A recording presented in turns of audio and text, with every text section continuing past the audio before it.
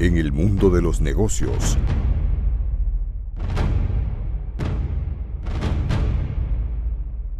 las buenas ideas despiertan la ambición y la envidia desmedida. En el mundo de los negocios, la codicia empresarial lleva a algunos a cruzar la línea entre el bien y el mal.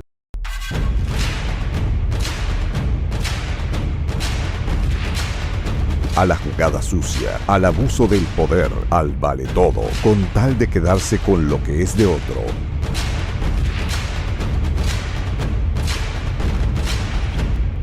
Y es que en el mundo de los negocios, cuando no se tiene escrúpulos,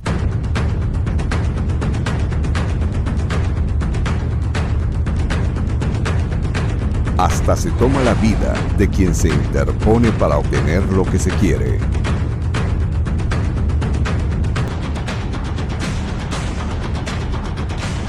Este es el caso de Jan Figali. Porque en Panamá no vendían las marcas, nadie le interesaba las marcas y nadie le interesaba a Amador. Panamá es una nación que por su sistema bancario, su zona libre y posición geográfica atrae la atención de muchos empresarios que ven aquí la posibilidad de generar y hacer más negocios.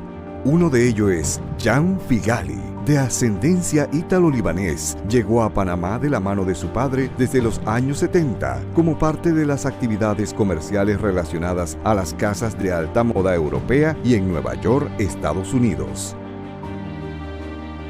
Pero a finales de los 80, la situación política y económica cambió tras el final de la dictadura militar y el inicio de la era democrática en Panamá y el resurgimiento económico del país canalero. Con mejores reglas del juego en el área empresarial, Figali decide abrir por primera vez en Panamá un almacén donde se vendiera ropa de diseñadores más exclusivos del mundo. Es así como abre puerta en la Vía España Figali Panamá. Figali creció influenciado por los viajes que hacía con su padre por los países que marcaban la moda mundial. Así desarrolla un espíritu innovador que lo llevó a la idea de hacer de Panamá no solo un puente que unía a las Américas, sino el sitio privilegiado donde se dieran cita a los consumidores del buen vestir. Para el año 2000, Figali tenía clara la idea de establecer un bulevar de la alta moda. Consultas de diversos sectores le corrobora que estaba ante una gran idea y empieza a buscar un lugar donde establecerla. Así llega a Amador, que era un área revertida por los Estados Unidos a Panamá recientemente. Yo empecé a hablar con el gobierno actual, que era en ese momento el gobierno arnolfista y que era la presidenta Mireya Moscoso. Le pregunté si yo puedo licitar o entrar en esa área de Amador para abrir el Boulevard de la Alta Moda. En Panamá no hay, en nuestra región del mundo donde estamos no existe. A ella le pareció muy bueno y querían ellos promocionar el área de Amador, querían sacarlo adelante. Y yo le dije, bueno, fui al área a hablar con ellos, me dijeron, ok, hágame el favor, presenten un proyecto y vamos a llevarlo a la junta directiva si le conviene y le parece bueno, nos parece a nosotros excelente. Yo llamé a los arquitectos, vinieron de Italia, arquitectos de Estados Unidos, arquitectos, empezamos a gastar dinero, hicimos un anteproyecto muy bueno. Le presenté primero a los diseñadores de Italia, de Europa y de Estados Unidos, les pareció excelente. Cambiaron algunas cosas, tú sabes, siempre los diseñadores, cada uno tiene su concepto final. Y le presentamos al ARE, la gente del ARE en esos momentos le encantó el proyecto. Le encantó, le dijo, es excelente y ese lo puede promocionar a Panamá y promocionar la área de Amador. Entonces licitamos y solicitamos el área y fue aprobada por el gobierno en turno en ese momento. La idea de Figali se materializó legalmente cuando la Autoridad Marítima de Panamá y el Grupo Figali firman un contrato con el número A2-016-2001, con el que se le concede en concesión un área de ribera y fondo de mar localizado en Amador. La porción de tierra fue ampliada a 40.000 metros cuadrados en un segundo contrato, el A2.033-2002, y llevan la firma de Jerry Salazar como director de la Autoridad Marítima de Panamá y Jan Figali. También ambos contratos están refrendados por Alvin Widen, Contralor de la República. El contrato lo refrendé después de un minucioso examen, porque obviamente el señor Figali tenía amistad con la Presidenta de la República y con altos personeros del gobierno de Mireya Moscoso. Como yo era tan quisquilloso del problema de tráfico, de influencia y demás, puse todo énfasis en verificar que ese contrato cumpliese con todos los parámetros de la ley, al extremo que demoré casi 2 meses en refrendarlo. O sea, lo sometí a un estudio muy riguroso y el precio por metro del alquiler a Figali era un precio mayor el de todas las otras concesiones que había dado el área en el área. Es decir, Figali no tuvo ningún beneficio de ningún precio. Y la inversión de Figali es una de las pocas que se dio en ese área que fue real y efectiva, que Figali invirtió sin la menor duda mucho dinero en esa concesión, contrario a lo que hacían otras personas que habían sido beneficiadas con contrato del área, que no cumplían con las inversiones. Jan Figali tenía un reto. Ya había superado conseguir la concesión. Ahora debía concretar que las casas de alta moda vinieran a instalarse en el bulevar. Y en estas negociaciones con los dueños de marcas, quienes le dicen que querían observar el mercado panameño, y Figali piensa en traer el certamen de belleza Miss Universo, y que uno de los eventos del concurso incluyera un desfile con ropa de las casas de alta moda. El empresario no dudó en contactarse con su amigo Donald Trump y se superó todos los obstáculos para que se pudiera hacer en Panamá. La prueba de fuego inicial fue tener el lugar con las especificaciones requeridas por los organizadores del concurso. Es así como se concibe la construcción del Centro de Convenciones Figali, el cual se logró construir en un tiempo récord, contra todo pronóstico. El éxito de Miss Universo trajo la confirmación de las casas de alta moda para instalarse en el Boulevard de Figali, así que el empresario avanzó en el proceso de obtener todos los permisos. Tenía los planos para modificar, manteniendo el diseño original de las casas de alta moda, construir un hotel con casino, marina y otras atracciones que revivan el área de Amador. Y se da el cambio de gobierno de Mireya Moscoso a Martín Torrijos. Definitivamente, el proyecto Figali es un proyecto pionero en el área de Amador, donde nadie le interesaba invertir allí, pero un hombre visionario como Jan Figali lo hizo en momentos que nadie daba un centavo. Por eso él comenzó a invertir ahí, a gastar mucho dinero, pero se encontró con muchas dificultades. No se sabía exactamente cuáles eran los terrenos de él, habían cables submarinos y había un desorden entre las entidades que atendían el área de Amador, que si no era la ARI, la alcaldía, la MP, el Ministerio de Economía y Finanzas, y eso fue un obstáculo muy grande para él para llevar hacia adelante su proyecto.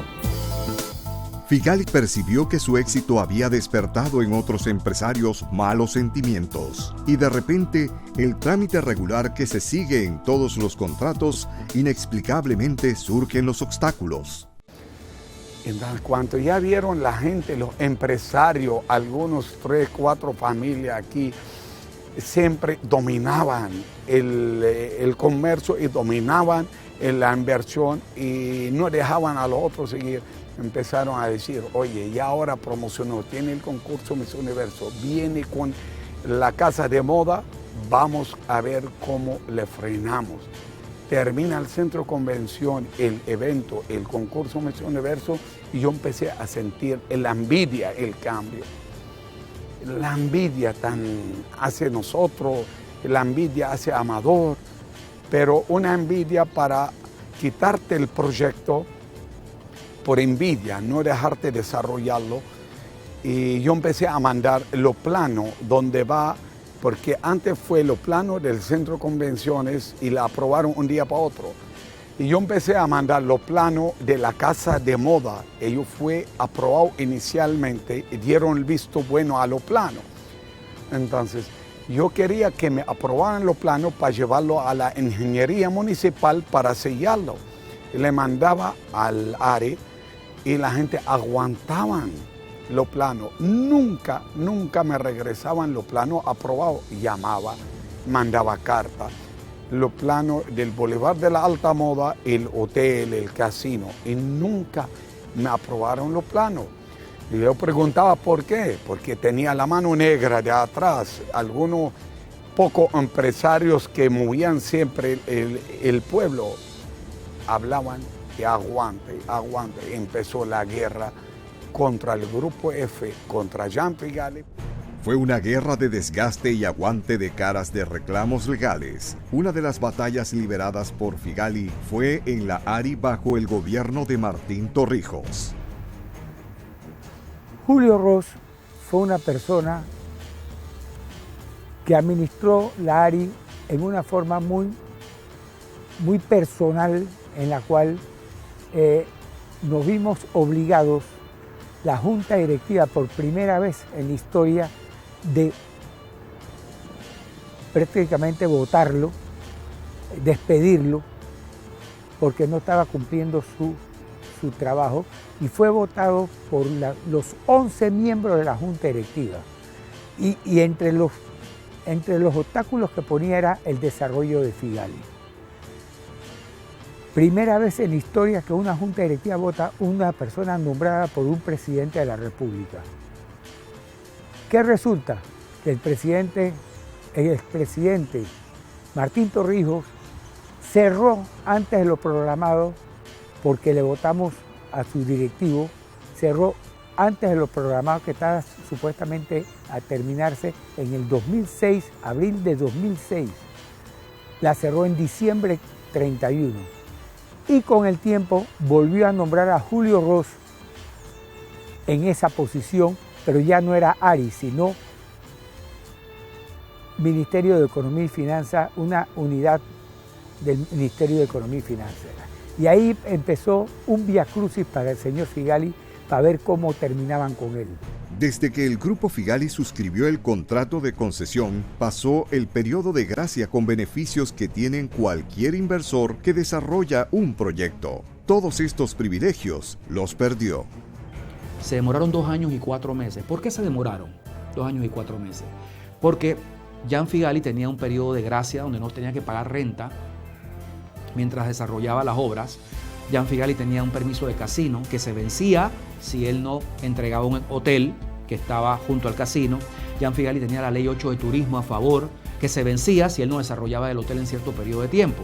Entonces, todas estas autorizaciones que él tenía se iban a vencer si él no desarrollaba el hotel. Y cuando él termina el centro de convenciones y descubre el cabre, inmediatamente le envía la nota a la ARI para que le aclararan. 2 años y 4 meses después, cuando por fin le aclaran, él reorganiza su proyecto, se da cuenta que hay estructuras que no puede construir, pero también le pasan la cuenta. Y cuando le pasan la cuenta, él se da cuenta, valga la redundancia, que le están cobrando el área que el cable ocupa, como si él la pudiera desarrollar. Entonces él pide, ¿sabes qué? No me cobres esta área porque me la estás cobrando a mí y se la estás cobrando a Cable & Wireless. Y por favor, me he dado cuenta de que otros inversionistas del área le estás cobrando $4.75 el metro cuadrado y hasta 2 y pico, $2.85 paga uno el metro cuadrado de alquiler y yo pago $10. Y mi contrato dice que si los términos y condiciones resultaran desventajosos en comparación a los que se le ofreciera en la misma área a otro inversionista de Amador, yo tengo derecho a que me apliquen los mismos términos y condiciones financieras. Así que dame los mismos términos. Pero aún así, seguía sin poder construir, porque lo más importante, que eran los planos, no salían aprobados y tenía los permisos ambientales correspondientes. En medio del caos logra adelantar el movimiento de tierra para la Marina y nuevamente se inicia un cambio de gobierno. Figali tenía esperanza que las reglas del juego para él cambiaran, pero se equivocó. De nada le sirvió prestar el centro de convenciones para el cierre de la campaña de la nómina presidencial de Ricardo Martinelli y Juan Carlos Varela. yo lo puse todo gratis. Le entregué la área allá, cerramos las dos campañas, la juventud y lo grande, y yo la apoyé. Y después me invitó a la oficina de Ricardo Martinelli. Yo fui con José Gabriel Carrillo a la oficina de Ricardo Martinelli. Me mostró la campaña de publicidad y me dijo, tu amiga Mireya, le dije, es mi amiga, tu amiga, ahí es la presidenta del país, que me está persiguiendo. Hable con ella para que me baje. Yo le dije, usted tiene más llegada a Mireya que yo. Yo soy empresario, yo soy amigo de todos los presidentes en ese país porque es un país muy pequeño. Bueno, quedamos amigos. Le dije, Ricardo, si le interesa Amador, yo le vendo a Entra Socio. Yo sospechaba, no, yo estoy abriendo varios Super 99 y no me interesa nada. Ahora. Y lo más difícil, y lo más herida que tengo yo, y yo la apoyé, y yo voté por él. El 3 de mayo, Ricardo Martinelli gana de manera arrolladora la presidencia de la República y los empresarios que veían su ascenso al poder pensaban en un cambio positivo para la seguridad jurídica, pero se equivocaron. Es así como el 4 de mayo, horas después de la victoria, Martinelli le declara abiertamente la guerra al empresario Figali. Una publicación vespertina de la prensa recogía la entrevista del periodista Santiago Facheto con una pregunta curiosa. ¿Qué opina de la concesión que el empresario Jan Figali tiene en la zona de Amador? A lo que Martinelli le dijo, voy a aplicarle la ley desde el primer día. Figali tiene hasta el día 1 de julio para regularizar sus pagos. Él puede estar seguro de que le va a caer todo el peso de la ley. Martinelli niega haber hablado con Figali cuando hay testigos de esta reunión. Ahí está grabado. Y me amenazó públicamente, internacionalmente de su casa, del patio de su casa. Y ese cumplió la promesa. A los 7 días fue con el mazo, con su gabinete. Ya tenía todo preparado. La han filmado del casco viejo, helicóptero. Ya tenía un proyecto diseñado. La ciudad, dicen supuestamente, ciudad Martinelli Vallarino, la ciudad de ellos.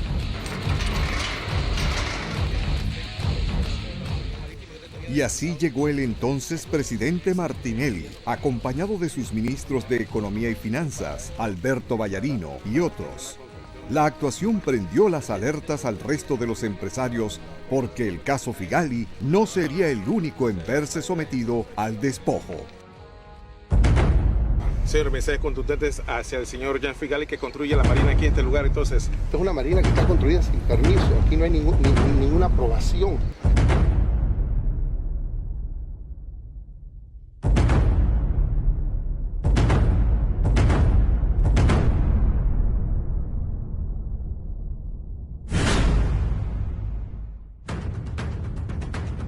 Y igualito tampoco, debe 16 millones de dólares del otro lado. Tiene un mes, 30 días para ponerse al día. Si no se pone al día, el otro mes estamos cayéndole a la otra propiedad y a todas las propiedades aquí en Amador que se han burlado del Estado panameño. Eso estuvo bien hecho, lo que hicieron de llegar allí el Ejecutivo y no el Judicial a tomarse ese lugar.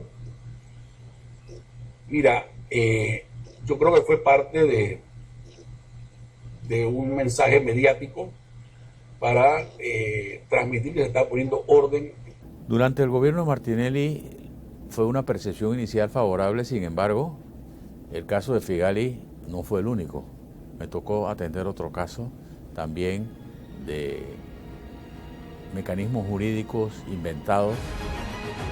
El monto a pagar generó serios debates legales entre los abogados de Figali y el Ministerio de Economía y Finanzas. Pero ya con Martinelli, con Alberto Vallarino de Ministro de Economía y Finanzas, el Ministerio de Economía y Finanzas empezó a actuar para quitarle a Figali las propiedades. Y en ese intento se le presentaron cuentas abultadas. Se le llegó a decir que debía 15 millones de dólares en alquileres, que no era verdad. Al final, cuando se hizo un audito y demás, con todas las consideraciones, quedó en menos de 7 millones. Posteriormente se hizo un arreglo de pago con el gobierno de Martinelli, con el propio Vallarino. Se le abonaron 3 millones de dólares dentro del arreglo. y se estaba pagando el acuerdo. Sin embargo, ellos desconocieron el acuerdo y sacaron a Jan del área. Operaban como una mafia. Es decir, por razones que no entiendo, el presidente toma la marina del señor Figali sin ninguna autorización porque la competencia es de un corregidor. Es más, hasta un juez de circuito y un juez municipal pueden ordenar en algún momento el lanzamiento de un ciudadano o la desocupación de una finca. Pero esa orden le llega a las manos a un corregidor, que es la autoridad competente para ejecutar esas órdenes. Y Martinelli apenas llega al gobierno, lo que hace es empezar a amenazar a señor Figali. Yo fui a pagar el último mes. Después que Ricardo Martinelli estaba en el poder, seguí pagando casi 8 meses, todos los meses cumplidos. Y después ellos no me quisieron recibir la plata. Me tocó llevar un notario, hice un acta notarial, detengo los documentos y ellos no querían recibir la plata porque ellos, la mafia que está operando por detrás, ya querían el proyecto. El caso Figali plantea todos los recursos legales que pueda utilizar un empresario: apelaciones, solicitudes, impulsos, querellas. Para lo que no estaba preparado Jan Figali es para el capítulo más terrible que vivió durante esta batalla que alcanza ya los 15 años. Una batalla que lo enfrentó a la muerte y reveló de qué son capaces los que ambicionaban despojarlo de su concesión para desarrollar proyectos inmobiliarios. Cambia el gobierno de Martín Torrijos, llega el gobierno de Martinelli y estudian el caso y se dan cuenta, a mi juicio, que no era posible, por lo legal, sacarlo, entonces hacen una acción ilegal. Eso fue lo que hicieron con la Marina. Y Martinelli lo amenaza y le dice, si él pisa esta Marina, lo voy a meter preso. El que entra aquí sin autorización, especialmente el señor Figali, me lo meten preso. Y cumplió su amenaza exactamente un año después, cuando lo detienen a él en el interior de la República. La amenaza se cumplió. Un año después de los mazazos de Martinelli en Amador, Jan Figali es detenido. Ese día es imborrable para el empresario, quien recuerda todo lo que pasó luego que recibe alerta de conocidos que la policía lo estaba buscando para llevárselo detenido. Sus abogados le dicen que se mantenga alejado mientras ellos averiguan de qué se trata el problema legal. Es así como Figali decide ir a ver un terreno en Veraguas. No llevaba equipaje y solo estaba con un conductor. Portaba su cédula normal. Cuando pasan el control que está en Guabalá, empieza lo peor. Me bajan del carro, me empujan. ¿Qué está pasando? Me empujaron a la caseta. Me empujan, me encerran en el baño. Empieza tratándome mal, pero ¿qué hice yo? Que ahí mismo me esposan la mano, los pies, me amarran, me tiran en el baño encerrado. Empiezan a hablar y yo alcancé a hacer una llamada a mi abogado, a mi familia, que aquí lo van a matar. Oh, alerten al medio, a mi familia, a los abogados, aquí lo van a matar porque la actuación era rara. No era una actuación que usted necesitaba, un fiscal le lleva, acompáñenos, no, era una actuación de asesinato, de secuestro, ese momento. También balejaron todo el que tenía en mi mano. Yo no tenía ni ropa, andaba sin ropa, sin nada. Me quitaron mis papeles, mi tarjeta de crédito, mi reloj. No me desnudaron porque había gente viendo, algunos seguridad y gente pasaba en el retén y yo estaba en el baño encerrado. Pero la humillación que me hicieron, el maltrato, ni a un animal la hacen como me lo hicieron a mí. Después a ratico, a la media hora, una hora encerrado en el baño, desesperado yo, llega una camioneta, me tiran a la camioneta atrás, 2 choferes, un mayor adelante, 2 atrás, me meten la mitad esposado, tirado en el piso. Me tiraban toalla, me mendeaban la cara, no sabía para dónde me llevaban y se fueron conmigo. Terminé en Chiriquí. Imagínate, si tuvo una fiscal o un fiscal necesitaban a mí en Panamá, ¿para qué me lleva a Chiriquí? Miren las maldades que tenían.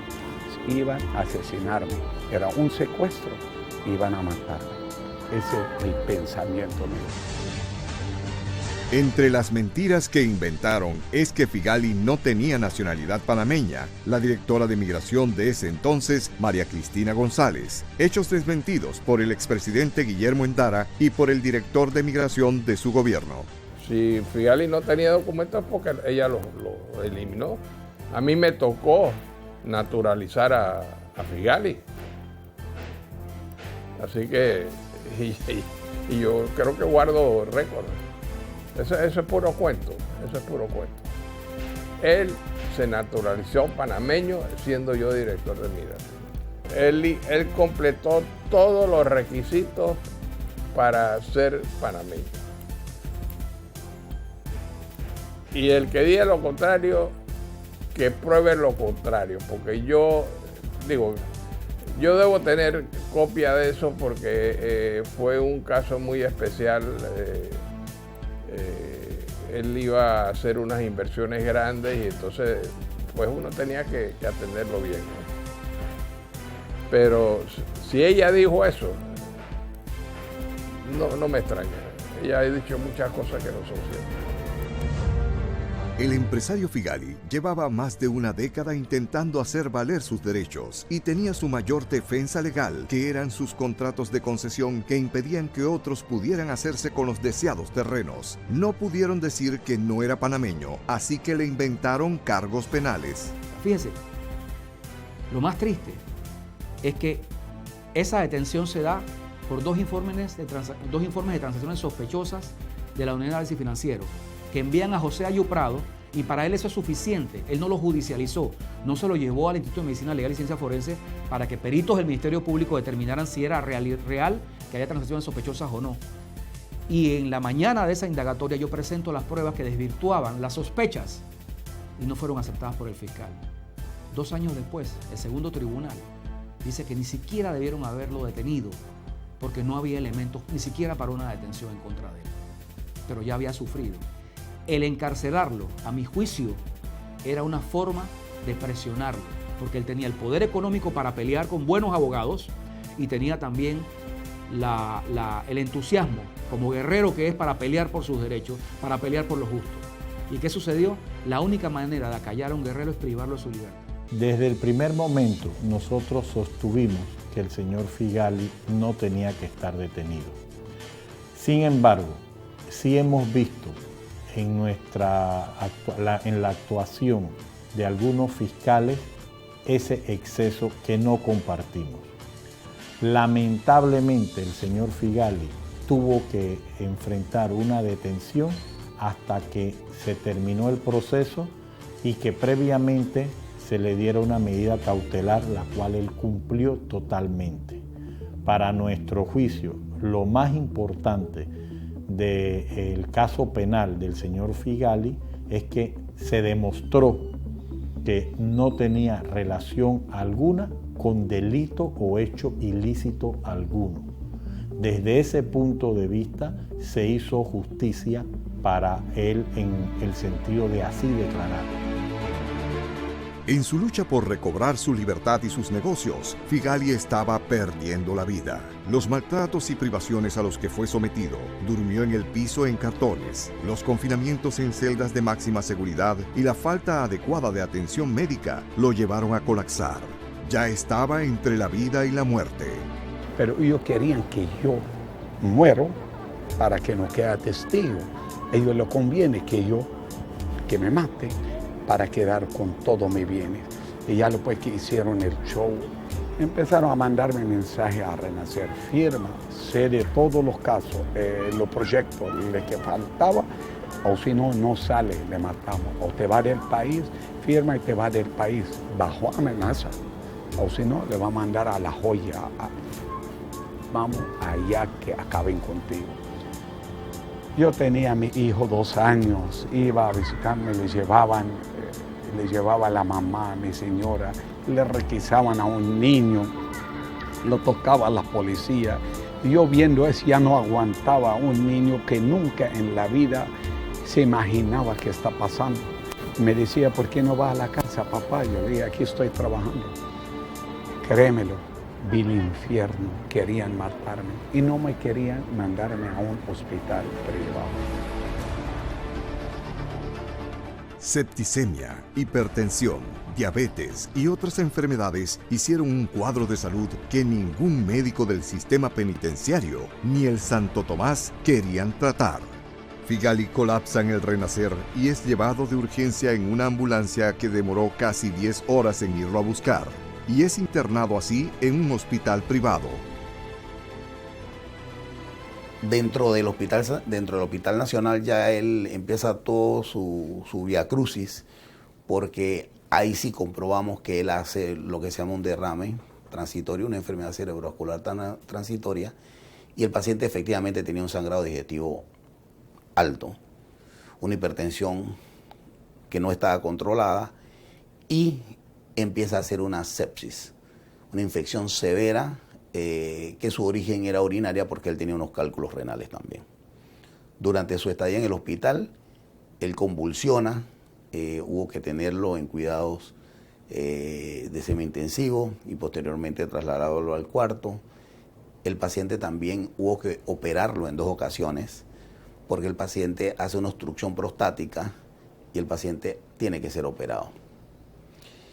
Estando en el hospital, empieza a tener problemas de tipo respiratorio, de broncoespasmo. Después de 2 intervenciones quirúrgicas, estabilizan a Jan Figali, quien recibe incluso atención psiquiátrica. El clima que rodeaba la internación del paciente en el hospital es inédita en la historia, revela su médico Ramiro da Silva. Y nos llamaba mucho la atención cómo había la cantidad de patrullas que había fuera del hospital, porque había un radiopatrulla en cada esquina, cada uno con 5 o 6 hombres. En realidad eso me llama mucho la atención porque hemos tenido en el hospital tanto pacientes de otros médicos que han estado detenidos, pero no con este tipo de seguridad. No me parece que era el perfil para mantener este tipo de seguridad. A veces tenían posiblemente hasta 20 o 22 hombres cuidando a una sola persona. Y ya le digo, dentro de la habitación con oficiales de alto rango, mayores y capitanes.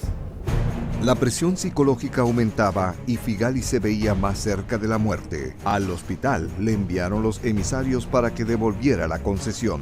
Digo, firma o te mueres. Y además, me dijo, tú tienes que firmar también aquí y yo no tengo que ver nada.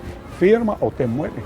Le mandaron al señor, al abogado, el doctor Jaime Jacome, llevó los documentos al hospital a dar una firma, hicieron acta que estamos cediendo lo viene al estilo de la mafia. Y si no firma, te mueres. Yo le firmo y le entrego todo, le entrego mi ropa, me entrego todo. Déjeme mi hijo, mi casa, hasta la casa llévela, pero déjeme con mi familia. ¿Usted por qué están tratándonos así? Firmado el documento, recupera la libertad un 24 de diciembre, sin mediar una boleta de ningún tribunal, pero todavía faltaba más en esta venganza. Y continúa la persecución porque se percataron de los errores y abusos de poder, así que lo querían volver a atrapar de nuevo. Pensaban cómo robarle la plata a los inversionistas, apropiarse de sus bienes, como operaba la mafia mexicana, colombiana, secuestra a la gente y si no le dan los bienes le mataban. Era peor, es una mafia, le secuestraban, le llevaban, le mataban y le quitaban la plata y se cobijaban con el gobierno. Eso es lo más difícil. Jan Figali regresa a Colombia no exento de acusaciones del presidente Martinelli, quien lo acusó de fraguar un complot para matarlo. Que hay varias amenazas de personas que me quieren matar a mí. Y digo amenazas que me quieren matar a mí porque eso es lo que me han dicho. Una de ellas es de parte del señor Figali, porque se le expropió el centro de convenciones de Amador y que va a salir próximamente a la venta, que lo venderá el próximo gobierno. Al gobierno de Martinelli nada le resultó. Ningún país tenía casos pendientes contra Jan Figali y el 17 de octubre de 2012, el segundo Tribunal Superior de Justicia en sentencia declara a Jan Figali inocente del delito de blanqueo de capitales. La sentencia cuestiona lo actuado por el fiscal José Ayú Prado, quien fundamentó una orden de conducción en 2 informes de la Unidad de Análisis Financiero sin firma de autoridades y que tampoco fueron judicializados. Descartó además que el señor Figali estuviera huyendo del país como se pretendió hacer creer. Los abogados de Jan Figali han interpuesto recursos legales ante los tribunales panameños y hasta en la Corte Interamericana de los Derechos Humanos.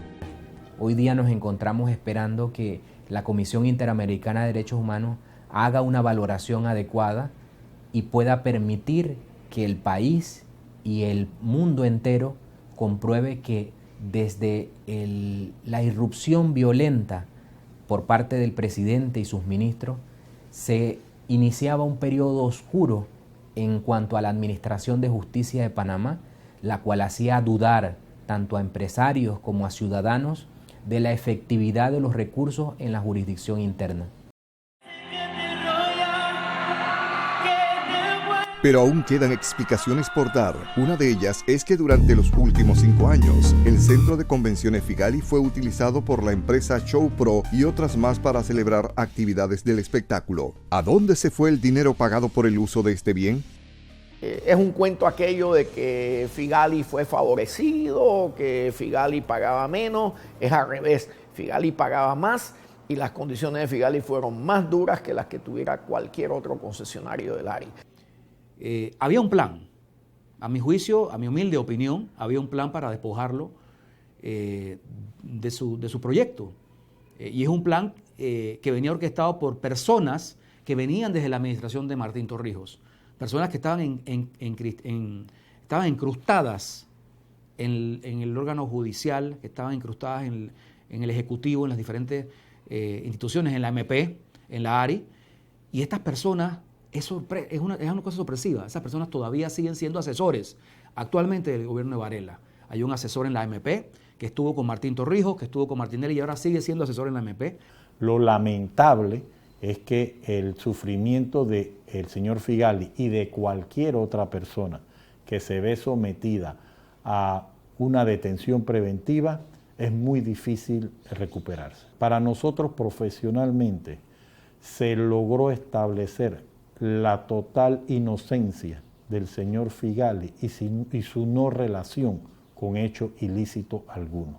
La verdad siempre sale a flote y en este caso se comprobó que Figali era inocente, pero sin embargo estuvo preso, estuvo al borde de la muerte, estuvo con un sufrimiento personal y familiar muy grande y por eso es que a él se le debe resolver sus problemas, él pagando lo que se debe, pero pagando lo justo y que termine de desarrollar un proyecto que va a traer mucho beneficio económico y laboral para el país.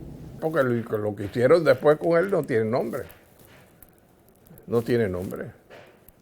Digo, solo un loco hace lo que hizo con Figali y era destruir unas paredes sin ningún documento, un negocio que estaba andando, que yo como director miembro de la directiva de LARI, habíamos aprobado un compromiso que se había establecido para que él se pusiera al día con sus compromisos, porque él sufrió muchas cosas por una línea que le perjudicaba, bueno, cosas que había pasado, y en la directiva compuesta por gente honorable, llegó un arreglo con él. Martinelli nadie le decía que no. Sí, señor, sigan.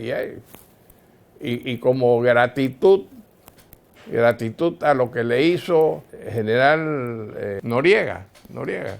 En el 88, Martinelli fue a pedirle $5 millones porque si no tenía que cerrar el supermercado. Y esa es la gratitud de esa gente. Ellos no tienen corazón, no tienen Dios, no tienen nada. Figali no regresa a Panamá hasta que se da el cambio de gobierno y asume la presidencia Juan Carlos Varela.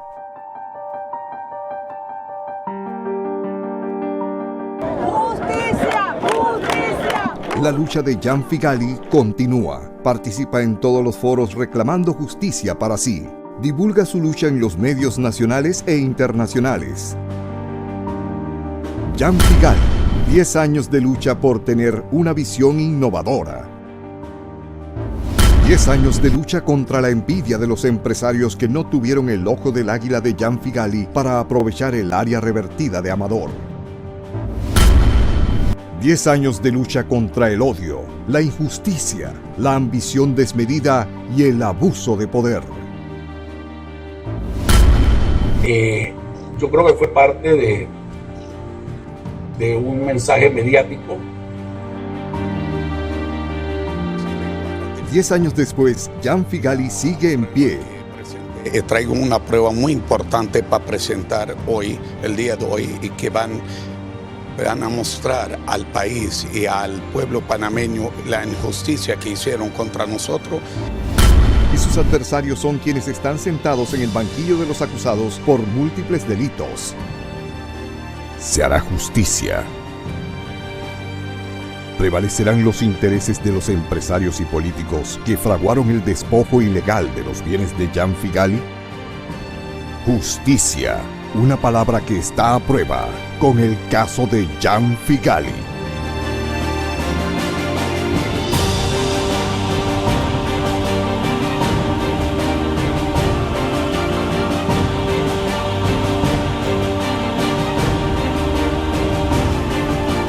La historia continúa.